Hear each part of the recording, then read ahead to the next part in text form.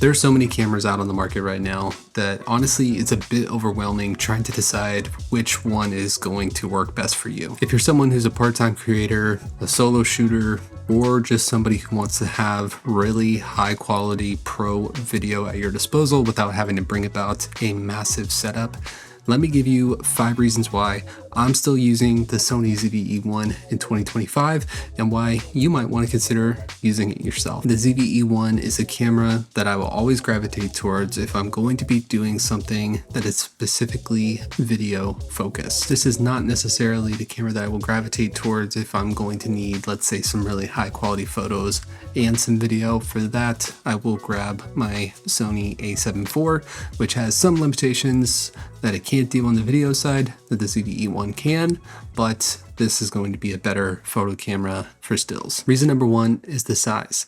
The ZV-E1 is the smallest full frame camera setup that you can get inside of the Sony ecosystem. It truly is compact and it fits inside of even the smallest bags, which makes it very convenient to carry with you. And that's awesome because if you have it with you on your person, not taking up a ton of space, you're going to be more likely to create with it. And all of these things help to reduce the friction between you and your creativity. And, I could realistically take my larger, still full frame, but larger a7 IV with me out and about, but there's no way that this is fitting inside of a smaller photo messenger style bag.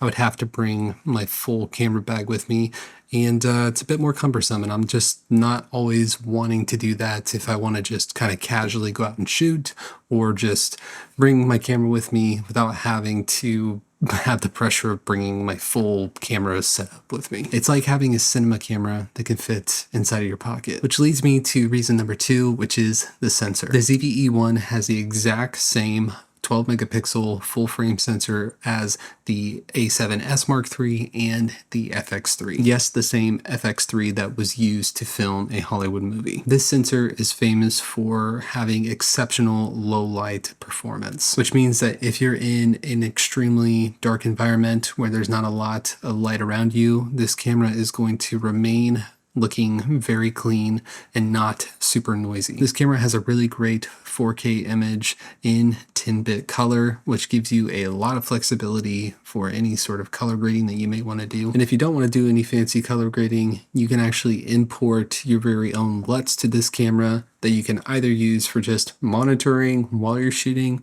or you can actually bake it into your footage so that way you don't have to do any color grading at all. This camera punches way above its weight class when you consider the image quality and the fact that you're getting the exact same sensor as those other cameras that I mentioned, but you're getting it at a fraction of the cost. And if this sensor is good enough for Hollywood, then it's certainly good enough for me and probably good enough for anything that you're going to be shooting. Reason number 3 is the AI features and the autofocus in this camera. The ZV-E1 comes jam-packed with Sony's amazing autofocus capabilities, as well as real-time tracking with AI subject detection, meaning that if you're shooting a person, or if you're shooting a bird or an animal, or if you're shooting a plane or a car, like this camera is going to know specifically which subject you're aiming for, and you can even specify it in the menu system. It's also got a cool AI auto framing feature that when you activate it, the camera will follow you around, or your subject around within the frame, and it will practically like punch in on your image and it will track you around, and then it bakes that into your video, which again is something that is kind of cool if you're just somebody who's going out solo shooting and you want the camera to follow you without being able to man it and then be behind and then be in front of the camera.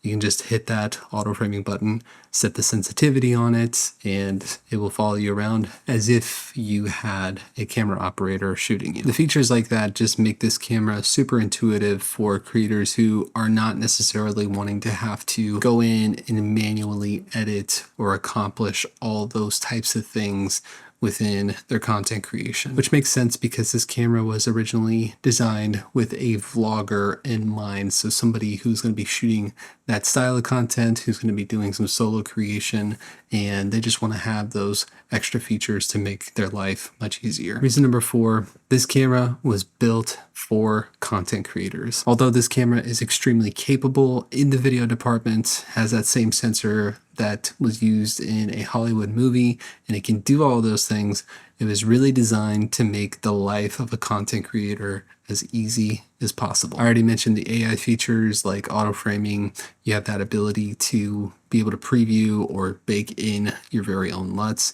You get unlimited recording time.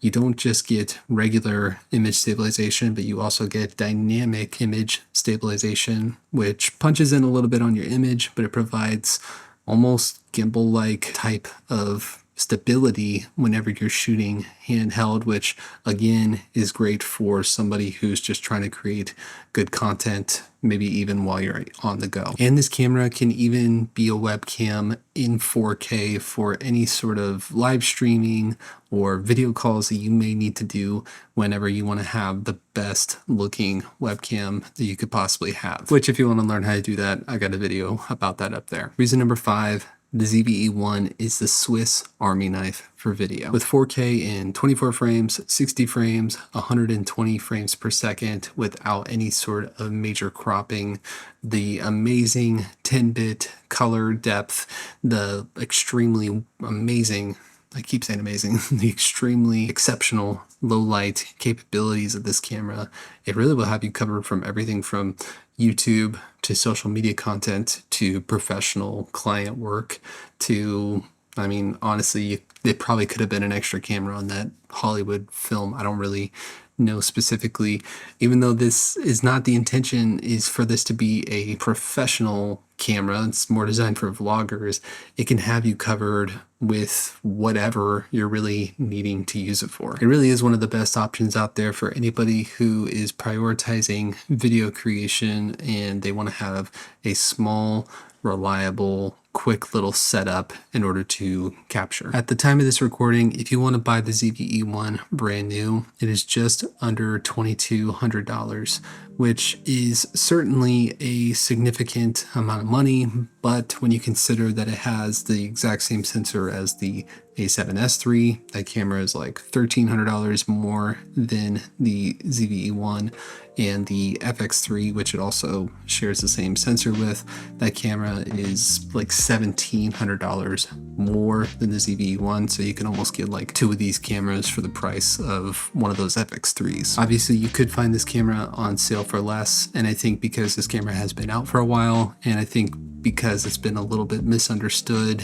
in the eyes of creators, there are definitely other ones that are on the market that are used. I was able to find my ZV-E1, which I'm shooting on right now, used on Amazon for just over $1,600. So if you get lucky, it is possible to find a really good deal on this camera. And I think that for creators who are specifically using their camera for video, you'd be hard pressed to find something that is more user-friendly, more content-friendly, at high quality at this price point than the ZV-E1. Now, it's not a perfect camera. The 12 megapixel sensor is really not ideal if you're trying to be serious about photography, because this camera is built specifically for video. But that's why I still use my Sony A7 IV whenever I'm needing to do both photo and video. If you want something that's more of a true hybrid for both photography and videography, then you should check out my breakdown on the 5 reasons why I'm still using the A7 IV in 2025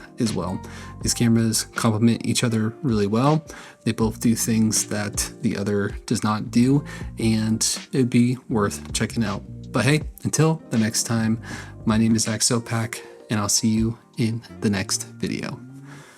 Peace.